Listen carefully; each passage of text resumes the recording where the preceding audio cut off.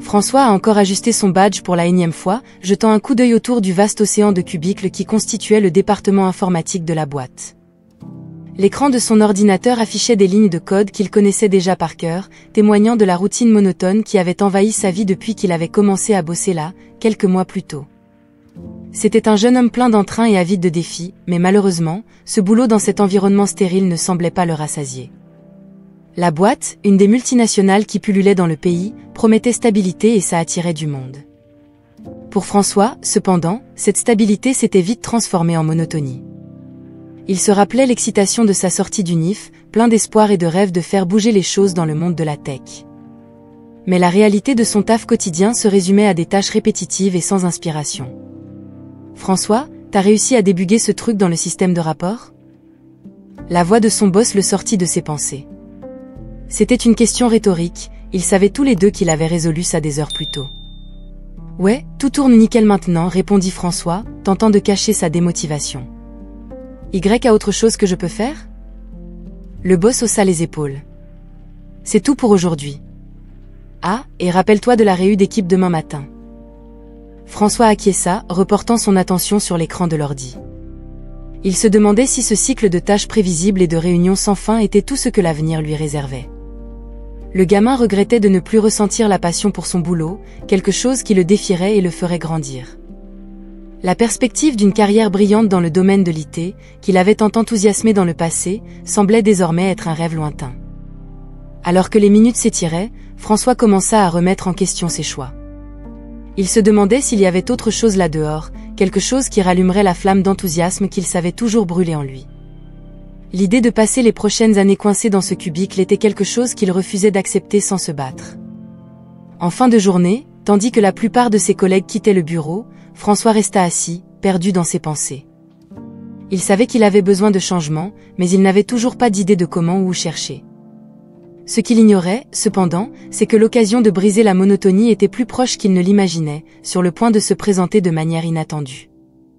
Pour l'instant, il ne pouvait que soupirer et se préparer pour un autre jour identique au précédent, sans savoir que le destin était sur le point de lui offrir la chance de trouver le but qu'il désirait tant. Un mercredi ensoleillé, alors que François se préparait pour une autre journée de labeur, une annonce sur le tableau d'affichage de la cafette attira son attention. La boîte avait organisé une collecte de dons pour un orphelinat local, cherchant des volontaires pour aider à livrer les articles collectés. Pendant un moment, il resta planté là, lisant et relisant l'annonce, ressentant un mélange de surprise et d'excitation. C'était la pause dans la routine qu'il avait tant désirée. Sans hésiter, François se dirigea vers le service des ressources humaines pour s'inscrire. Là-bas, il retrouva Benjamin, un collègue du département d'Accent Grave Côté, qui partageait son désir de quelque chose de différent. Benjamin, avec son éternel enthousiasme pour aider les autres, était déjà en train de remplir le formulaire d'inscription. « Tu t'inscris aussi ?» demanda Benjamin, avec un sourire. « Bien sûr, répondit François, sentant une étincelle d'énergie qu'il n'avait pas ressentie depuis longtemps. Ça semble être une excellente façon de faire quelque chose d'utile, en dehors de la routine du boulot. » Ensemble, ils ont discuté de l'importance de l'initiative, partageant un sentiment de dessein qui manquait dans leurs tâches quotidiennes. L'idée de faire une différence, même minime, dans l'orphelinat local semblait raviver un peu la passion que François avait perdue. Dans les jours qui ont suivi, alors que la campagne de dons prenait forme, François et Benjamin se sont investis non seulement dans leurs tâches habituelles, mais aussi dans la promotion de la collecte d'articles auprès de leurs collègues. L'enthousiasme pour l'initiative a grandi au sein de l'entreprise, beaucoup exprimant leur satisfaction à contribuer à une bonne cause. Enfin, le jour de la livraison est arrivé. François et Benjamin ont été désignés pour accompagner le transport des articles donnés jusqu'à l'orphelinat. Alors qu'ils se dirigeaient vers le véhicule chargé de caisses de vêtements, de jouets et de nourriture, François a ressenti une légèreté qu'il n'avait pas expérimentée depuis longtemps. La perspective de quitter le bureau et de faire quelque chose ayant un impact positif dans le monde réel était revigorante. « Je pense que ça va nous faire du bien, pas vrai ?» a dit Benjamin, tapotant légèrement l'épaule de François alors qu'il se dirigeait vers le véhicule. « Absolument » a acquiescé François, souriant sincèrement pour la première fois en des semaines. Un changement d'air, faire quelque chose de significatif. C'est exactement ce dont j'avais besoin. Alors que le véhicule s'éloignait de l'entreprise, François regardait par la fenêtre, observant la ville laisser place à des zones plus calmes. Le sentiment de faire quelque chose de réellement bon, associé à l'attente de l'inconnu, le remplissait d'espoir et de possibilités. C'était un simple acte de bénévolat, mais pour lui, cela représentait le début d'un nouveau voyage, un souffle de vie dans sa routine stagnante. À ce moment-là, François espérait non seulement apporter un peu de joie aux enfants de l'orphelinat, mais aussi trouver une nouvelle source de joie et de dessein pour lui-même. Le trajet jusqu'à l'orphelinat a été marqué par des conversations légères et des attentes partagées, mais à mesure qu'ils approchaient, le paysage devenait de plus en plus désolé. Les rues, autrefois animées par le rythme de la ville, laissaient place à des chemins de terre, ponctués de maisons en mauvais état. Lorsque le véhicule s'est finalement arrêté devant l'orphelinat, François et Benjamin ont été accueillis par un spectacle qui contrastait fortement avec l'espoir qu'ils avaient nourri pendant le trajet. Le bâtiment, une grande structure de briques usées par le temps, semblait absorber la lumière du jour, projetant une ombre d'abandon. Les fenêtres écaillées et une petite cour, plus de terre que d'herbe, complétaient le tableau de négligence. En descendant du véhicule, tous deux se sont échangés des regards de surprise et de compassion. Cette première impression de l'orphelinat a été un choc, une prise de conscience de la dure réalité à laquelle les enfants qui y vivaient étaient confrontés. Ils ont été accueillis par la directrice de l'orphelinat, une femme au visage fatigué, mais avec des yeux brillants de gratitude. Elle les a guidés à travers les couloirs silencieux, dont les murs racontaient des histoires de lutte et d'oubli depuis des années. Alors qu'ils avançaient, François observait les salles qu'ils traversaient, chacune révélant un peu plus sur la vie à l'orphelinat. Des bureaux d'études usés, des jouets rares et en mauvais état, des chambres remplies de lits superposés. Tout témoignait de privation, mais aussi d'une lutte quotidienne pour les surmonter. C'est alors que François a vu Quentin pour la première fois. Le garçon était assis seul dans un coin de la cour, complètement absorbé par un livre d'images qui semblait avoir été feuilleté d'innombrables fois. Il y avait une tranquillité en lui, une sérénité qui semblait déplacée dans cet environnement. François a immédiatement été attiré par cet esprit solitaire et a décidé de s'approcher. « Salut, je m'appelle François », dit-il en se baissant pour être à la hauteur du regard de Quentin. « Et toi, comment tu t'appelles » Quentin, répondit le garçon d'une voix douce mais ferme. Ses yeux, lorsqu'ils se sont levés du livre, portaient un mélange de curiosité et de prudence. « Ce livre a l'air intéressant », commenta François, essayant d'établir une connexion. « C'est sur les avions. » « J'aime imaginer ce que ce serait de voler dans un, partagea Quentin, ses yeux brillants d'un éclat de rêve. Je parie que ce serait une grande aventure, François acquiesça, souriant. Tu sais, Quentin, j'ai apporté quelque chose pour toi et tes amis. Je pense que vous allez aimer. Quentin regarda les boîtes que François et Benjamin commençaient à décharger. Ce sont des jouets, demanda-t-il, hésitant, presque comme s'il n'osait pas y croire. Certains le sont, oui, répondit François, remarquant le manque qu'un simple jouet faisait dans la vie de ce garçon. On découvre ensemble ? À ce moment-là, en aidant Quentin à se lever, François ressentit une profonde connexion avec l'orphelinat et ses enfants. L'innocence de la question de Quentin, son espoir pour quelque chose d'aussi simple qu'un jouet, toucha François d'une manière qu'il n'avait pas prévue. Ce qui avait commencé comme une tentative d'évasion de la routine s'était transformé en un voyage de découverte personnelle et d'empathie. Aux côtés de Benjamin, il a commencé à distribuer les articles donnés, mais en lui-même, une décision était déjà en train de se former. Il ferait plus pour ses enfants, en commençant par Quentin. Alors que François aidait Quentin à ouvrir l'une des boîtes de dons, il remarqua l'éclat dans les yeux du garçon à chaque fois qu'un nouveau jouet était révélé. Bien qu'il y ait eu de la joie dans ces petites découvertes, il y avait aussi une ombre de déception. La plupart des jouets étaient pour des activités collectives ou des jeux de société, et il n'y avait rien qui ressemblait aux avions sur lesquels Quentin fantasmait tant.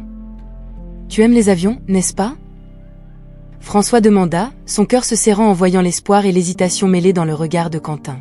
« Oui, mais je sais qu'ils sont chers. »« Ça ne fait rien, j'aime aussi lire à leur sujet, » répondit Quentin, essayant de cacher sa déception derrière un sourire timide. Ce moment a été un tournant pour François.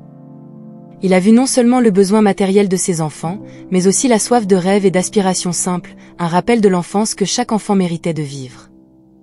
La résilience de Quentin, son acceptation paisible de la réalité, a profondément touché François, l'inspirant à agir. « Quentin, je te promets, je vais te ramener un avion. Un modèle super cool, que tu pourras monter et imaginer toutes les aventures que tu veux, » déclara François, la promesse lui échappant avant même qu'il n'y pense. Les yeux de Quentin se sont écarquillés, un mélange de surprise et de joie inondant son visage. « Vraiment ?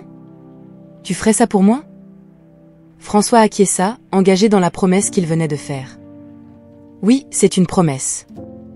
et je tiens toujours mes promesses. » Alors que l'après-midi avançait et que les boîtes étaient déchargées, la promesse faite à Quentin résonnait dans l'esprit de François. Il commença à réaliser que sa visite à l'orphelinat n'était pas seulement une pause dans sa routine monotone, mais le début d'un voyage de découverte de soi et de compassion. L'interaction avec Quentin et les autres enfants de l'orphelinat a éveillé en lui un besoin de contribuer, de faire une différence de manière significative dans la vie de quelqu'un.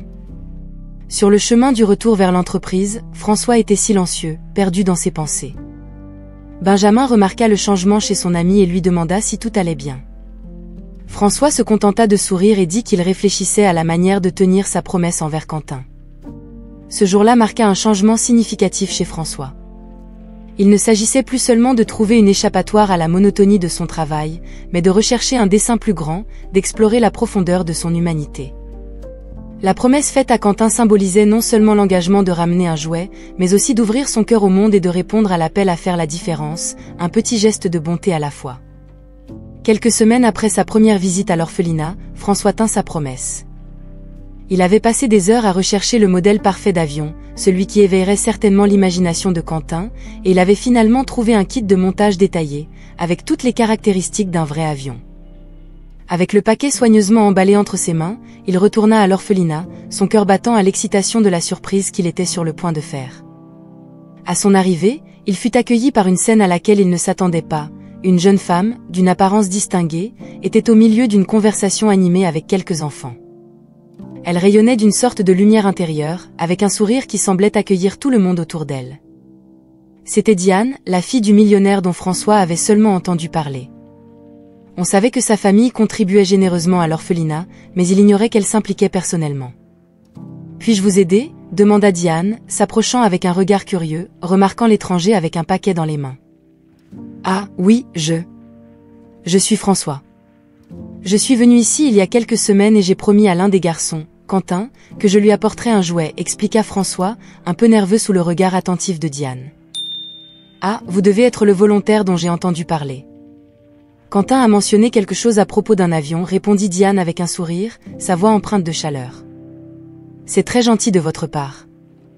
Venez, je vous emmène jusqu'à lui. » Alors qu'il se dirigeait vers l'endroit où Quentin jouait, François observa Diane interagir avec les enfants. Elle semblait véritablement intéressée par chacun d'eux, mais il y avait quelque chose dans son regard qui suggérait une certaine distance par rapport à la réalité quotidienne de l'orphelinat. Lorsqu'ils remirent le cadeau à Quentin, la joie pure sur le visage du garçon fut un moment de pure magie. Diane observa avec une expression de légère surprise, comme si elle ne réalisait que maintenant l'impact qu'un geste aussi simple pourrait avoir. « Je crois avoir sous-estimé l'importance de quelque chose d'aussi simple qu'un jouet », confessa Diane pendant que Quentin entraîne François pour montrer son nouveau trésor à tous ses amis.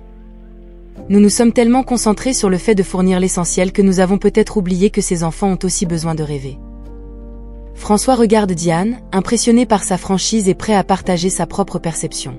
« Quand j'ai promis le jouet à Quentin, je n'ai pas non plus complètement compris. Mais voir la différence que cela fait, cela vous donne envie d'en faire plus, n'est-ce pas ?» Il y a eu un moment de connexion silencieuse entre François et Diane, une reconnaissance mutuelle de la découverte partagée. Pour Diane, c'était un réveil aux besoins moins évidents, mais tout aussi important, des enfants sous sa tutelle. Pour François, cela représentait un autre pas dans son voyage personnel de compassion et d'engagement. Diane remercie François pour son geste, promettant de reconsidérer les priorités dans les contributions futures à l'orphelinat. Alors que François prend congé, quittant l'orphelinat pour la deuxième fois, il se sentait partie intégrante de quelque chose de plus grand que la routine dont il cherchait à s'échapper. Et dans la figure de Diane, il ne voyait pas seulement la fille d'un millionnaire, mais une alliée potentielle dans la quête de faire une différence dans la vie de ses enfants.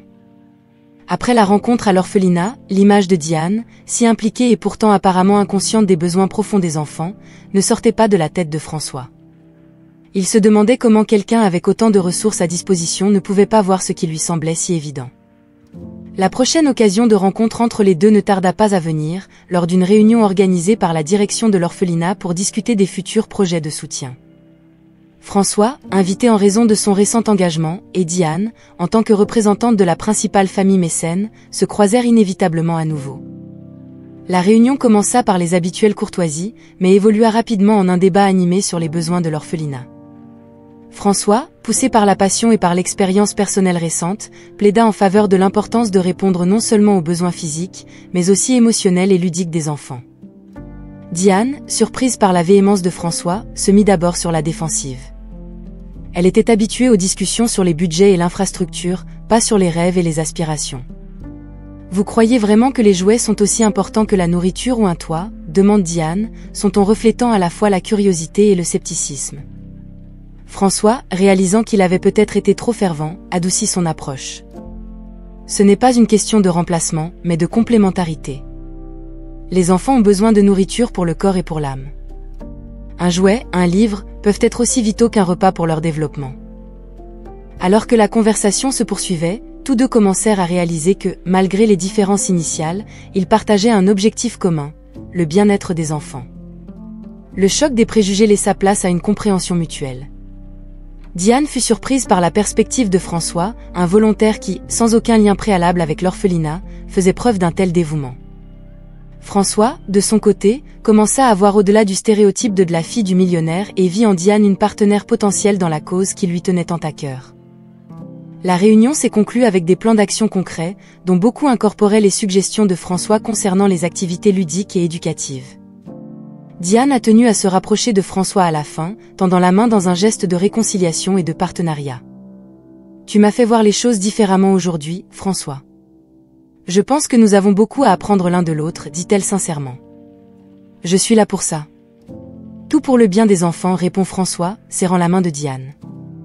Le contact physique bref mais significatif a scellé un nouveau chapitre dans leur relation, marqué par une promesse silencieuse de collaboration et de compréhension mutuelle. Alors qu'ils quittaient le lieu de la réunion, un sentiment d'optimisme et de but partagé les enveloppait. Non seulement ils avaient trouvé un terrain d'entente dans leur mission d'améliorer la vie des enfants de l'orphelinat, mais ils avaient également découvert un lien inattendu et profond l'un avec l'autre, basé sur le respect mutuel et la passion partagée. C'était le début d'un partenariat prometteur, à la fois pour la cause qu'ils défendaient et pour le développement d'un lien personnel que ni l'un ni l'autre n'avait anticipé. Dans les mois qui ont suivi, François et Diane se sont plongés tête baissée dans la mission de revitaliser l'orphelinat, le transformant en un foyer où les enfants ne survivraient pas seulement, mais vivraient vraiment. Chaque projet sur lequel ils travaillaient ensemble les rapprochait davantage, tissant entre eux des liens de camaraderie, de respect et une admiration mutuelle croissante. Ils se rencontraient souvent, à la fois à l'orphelinat pour suivre le progrès des initiatives et en dehors, pour planifier et discuter de nouvelles idées. Le premier grand projet qu'ils ont entrepris a été la rénovation de la bibliothèque de l'orphelinat, suivi par la création d'une aire de jeux extérieure équipée de nouveaux jouets et d'espaces pour des activités physiques et créatives. Diane a utilisé son influence et ses ressources pour mobiliser des dons et un soutien, tandis que François contribuait avec son temps, son énergie et une remarquable capacité à impliquer les enfants et le personnel de l'orphelinat dans les activités. Alors que les changements devenaient visibles, l'énergie de l'orphelinat se transformait.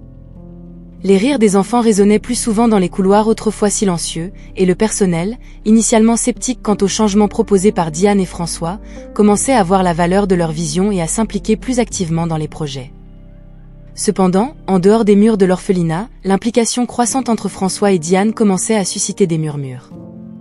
Les collègues de travail de François, qui auparavant n'entendaient parler que de ses visites à l'orphelinat, commentaient désormais leur amitié spéciale et avec la fille du millionnaire. Certains exprimaient leur admiration, tandis que d'autres doutaient des intentions de François, se demandant si son intérêt était authentique ou s'il cherchait un avantage personnel dans sa relation avec Diane. Diane, quant à elle, faisait face à son propre ensemble de défis.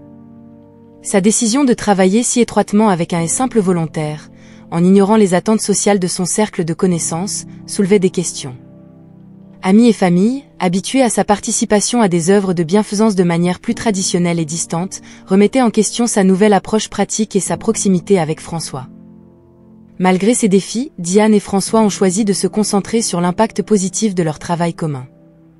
Leurs conversations, souvent longues et profondes, portaient sur les plans futurs pour l'orphelinat, mais aussi révélaient beaucoup sur leurs valeurs, leurs rêves et la vision partagée d'un monde meilleur. Ces discussions ont renforcé leur connexion, la transformant en quelque chose de plus profond qu'un simple partenariat pour une cause commune.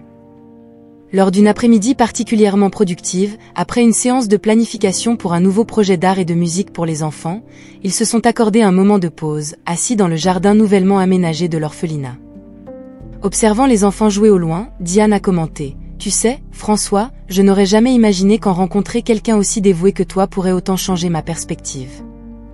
Pas seulement sur l'orphelinat, mais sur ce qui est vraiment important dans la vie. » François l'a regardé, le soleil du fin de l'après-midi illuminant son visage, et a répondu « Et je n'aurais jamais pensé qu'une promesse à un enfant m'emmènerait vers quelqu'un comme toi, quelqu'un qui défie et change ma vision du monde chaque jour. » À ce moment-là, ils savaient tous les deux que ce qu'ils avaient construit ensemble allait bien au-delà du travail à l'orphelinat. Ils construisaient, sans le savoir, les fondations d'une relation qui avait le potentiel de croître et de se transformer autant que la vie des enfants qu'ils s'étaient engagés à aider. Alors que le partenariat entre François et Diane fleurissait, devenant quelque chose de plus profond et de plus personnel, ils étaient confrontés à un défi auquel aucun d'eux n'avait anticipé, la désapprobation vigoureuse de George Wilson, le père de Diane. George, un homme d'affaires de renom et d'une influence considérable, avait ses propres attentes sur les personnes avec qui sa fille devrait s'associer, surtout à un niveau aussi intime. La révélation de leur relation à George fut un moment tendu et chargé d'émotions. Diane, toujours la fille dévouée et respectueuse, espérait que son père pourrait voir François à travers ses yeux, un homme de caractère, d'intégrité et d'une passion partagée pour faire la différence dans le monde.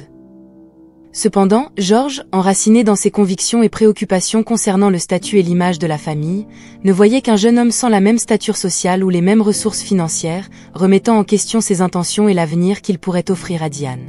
« Est-ce que tu réalises vraiment ce que tu fais, Diane ? Cet homme, il n'est pas des nôtres. Que vont dire les gens ? » George a exprimé son mécontentement lors d'une conversation tendue, sa voix chargée d'un mélange de préoccupation et de désapprobation. Diane, ferme dans sa position, a essayé de plaider en faveur de François et de l'amour qu'il partageait. « Père, je te respecte et j'apprécie ton opinion, mais ce que François et moi avons va au-delà de ce que les gens peuvent dire. Il est une personne extraordinaire et ensemble, nous faisons un travail important. » La discussion a clairement indiqué à Diane et François que le chemin à venir serait difficile. Le défi imposé par la désapprobation de George n'était pas quelque chose à sous-estimer. Cependant, au lieu de les décourager, cette résistance n'a fait que renforcer la détermination de François. Une après-midi, alors qu'il se promenait dans le jardin de l'orphelinat, un endroit devenu un refuge pour les moments de doute et de réflexion, François prit les mains de Diane, la regardant dans les yeux avec une conviction inébranlable. « Diane, peu importe ce que ton père pense ou à quel point cela peut devenir difficile, je te promets que je me battrai. Je me battrai pour notre amour, pour notre vision et pour l'avenir que nous savons pouvoir construire ensemble. Ce que nous avons est rare et précieux, et je ne laisserai pas les préjugés ou les attentes extérieures nous séparer. » Les mots de François furent un baume pour les inquiétudes de Diane, réaffirmant sa foi en la force de ce qu'ils avaient construit ensemble. Elle savait que le chemin à venir exigerait du courage, de la résilience, et surtout, une confiance inébranlable en l'amour qu'ils partageaient. « Je serai à tes côtés, François, affrontant chaque défi, surmontant chaque obstacle. » « Ensemble, nous sommes plus forts, » répondit Diane, sa voix ferme, bien que ses yeux brillent d'émotion à la promesse qu'ils venaient de se faire l'un à l'autre. À ce moment-là, sous la douce lumière du crépuscule, François et Diane scellèrent un engagement non seulement l'un envers l'autre, mais envers l'avenir qu'ils étaient déterminés à construire, malgré les adversités. La désapprobation de George, bien qu'un obstacle significatif, ne fut qu'un autre défi sur leur chemin commun, un test de la force et de la profondeur de l'amour qui les unissait. Après avoir affronté ensemble les défis imposés par la désapprobation de George, François et Diane trouvèrent en Quentin, le garçon qui rêvait d'avion, une nouvelle source d'union et de dessein. L'idée d'adopter Quentin commença comme une graine plantée dans leur cœur, grandissant à chaque visite à l'orphelinat, chaque sourire partagé, chaque moment de joie et de tristesse vécu avec le garçon. Ils voyaient en Quentin non seulement un enfant en manque d'amour et de soins, mais un esprit semblable, quelqu'un qui, avec son innocence et sa résilience, était devenu une partie essentielle de leur vie. Prendre la décision d'adopter Quentin n'était pas un pas pris à la légère. François et Diane passèrent de nombreuses nuits à avoir des conversations profondes, pesant les responsabilités et les changements que cette décision apporterait à leur vie. Cependant, à chaque doute qui surgissait, une certitude plus forte se faisait sentir. L'amour qu'ils éprouvaient pour Quentin et le désir de lui offrir une famille, un foyer, étaient inébranlables. Quentin nous a tant appris sur l'amour, sur la vie, dit Diane une nuit, alors qu'ils se promenaient main dans le jardin de l'orphelinat, maintenant silencieux sous le ciel étoilé de la nuit. Il mérite de se sentir en sécurité, aimé, faisant partie de quelque chose de plus grand. Et je ne peux pas imaginer notre vie sans lui. François, tout aussi ému par l'émotion, fut d'accord. Adopter Quentin serait la plus grande joie et le plus grand défi de nos vies. Mais je sais, au fond de mon cœur, que nous sommes prêts pour cela. Ensemble, nous pouvons lui offrir la famille qu'il mérite. » Avec la décision prise, François et Diane commencèrent le processus d'adoption, faisant face à la bureaucratie et aux défis juridiques avec la même détermination et passion qu'ils avaient consacrée à tous leurs projets communs. Pendant cette période, le soutien mutuel était essentiel. Les difficultés rencontrées ne firent que renforcer la conviction qu'ils étaient sur la bonne voie. Quand ils ont enfin reçu la nouvelle de l'approbation de l'adoption, ce fut un moment de joie indescriptible. Avec Quentin entre eux, souriant et riant, sans encore comprendre pleinement la signification de ces larmes heureuses coulant librement sur le visage de ses nouveaux parents, ils se sont serrés dans les bras, formant un cercle parfait d'amour et de promesses pour l'avenir. L'adoption de Quentin n'a pas seulement marqué le début d'une nouvelle famille, mais aussi le renforcement du lien entre François et Diane. Ils avaient partagé des rêves et des défis, travaillé côte à côte pour un but commun, et maintenant, avec Quentin officiellement parti de leur vie, ils se sentaient plus unis que jamais. L'amour et la compassion qui avaient été à la base de leur relation étaient maintenant les fondations de leur nouvelle famille, une famille construite non seulement sur des liens de sang, mais sur des choix conscients, des luttes partagées et un engagement inébranlable envers le bien-être de l'autre.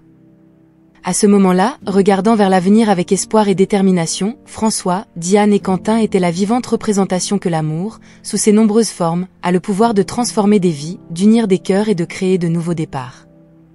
Ils étaient prêts à affronter ensemble tout ce que la vie leur réservait, convaincus que tant qu'ils resteraient unis, ils pourraient surmonter tous les obstacles.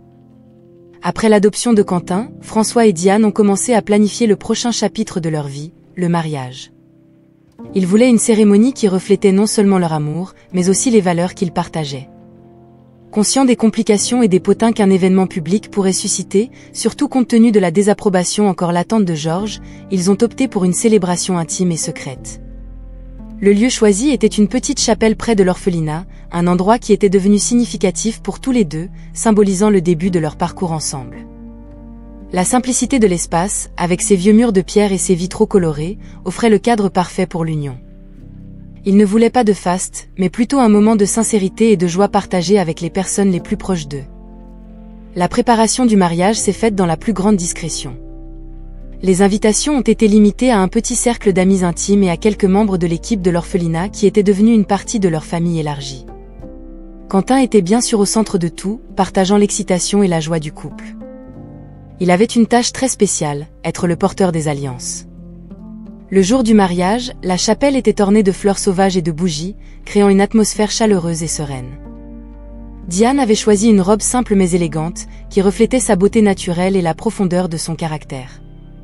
François, quant à lui, était impeccable dans un costume qui équilibrait formalité et simplicité.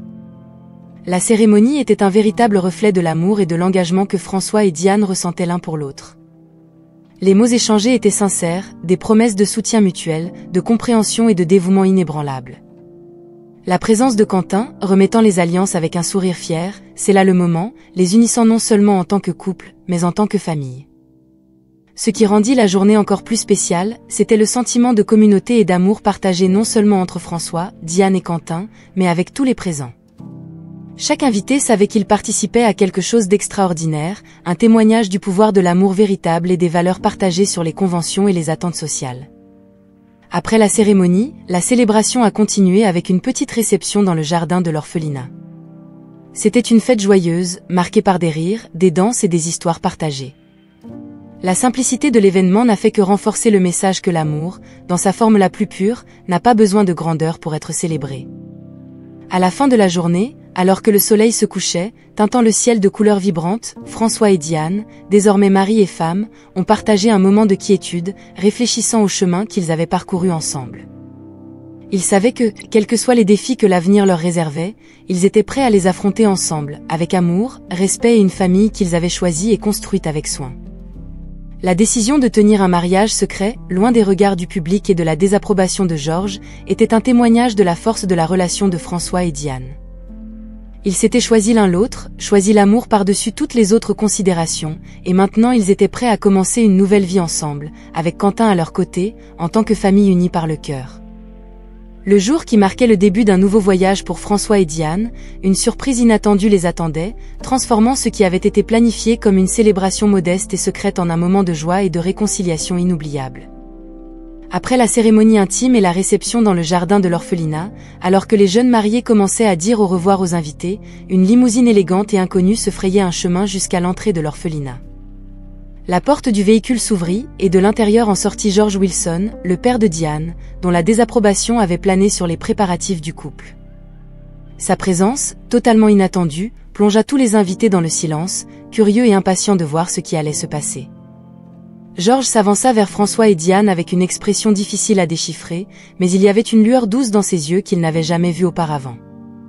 S'arrêtant devant le couple, il les regarda avec sérieux, un sourire chaleureux et sincère se dessinant rapidement sur son visage.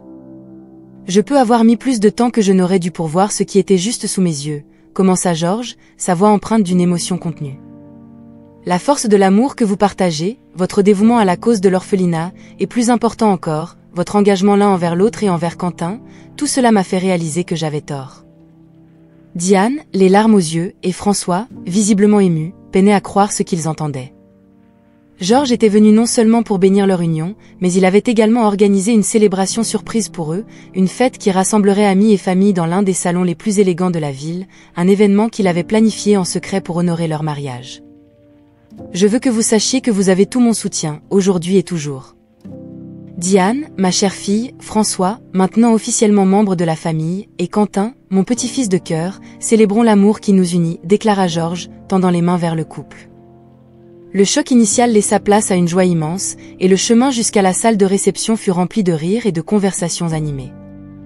La fête organisée par George était splendide, avec chaque détail pensé pour refléter la personnalité et les désirs de François et Diane.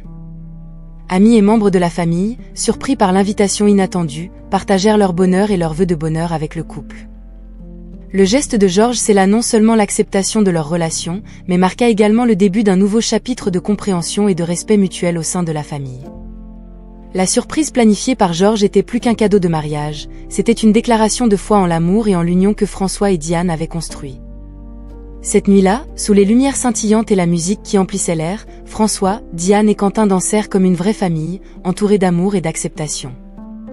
La surprise de George devint un souvenir précieux, un rappel que, malgré les défis et les différences, l'amour vrai a le pouvoir de rassembler, guérir et construire des ponts là où il n'y avait que distance auparavant. Alors que le soleil commençait à se coucher, teintant le ciel de nuances orange et rose, le jardin de l'orphelinat, désormais rempli de rires et de conversations joyeuses, servait de toile de fond à la célébration du mariage de François et Diane. La simplicité de la cérémonie reflétait l'essence de leur amour et le début d'un nouveau voyage ensemble. Cependant, ce fut la présence inattendue de George Wilson, qui arriva discrètement après la cérémonie, qui marqua la journée d'une promesse de nouveau départ et de réconciliation. Malgré son opposition initiale, la décision de George de témoigner secrètement de l'union de sa fille et de François, puis de se révéler lors de la réception, symbolisait un changement de cœur influencé par l'amour inconditionnel et le dévouement qu'il voyait entre le couple et envers Quentin. Son arrivée fut accueillie avec surprise et prudence, mais aussi avec un espoir silencieux d'acceptation et de soutien. George s'approcha de Diane et de François, son expression chargée d'émotion. « J'ai peut-être mis du temps à comprendre, mais maintenant je vois, commença-t-il, sa voix ferme mais douce.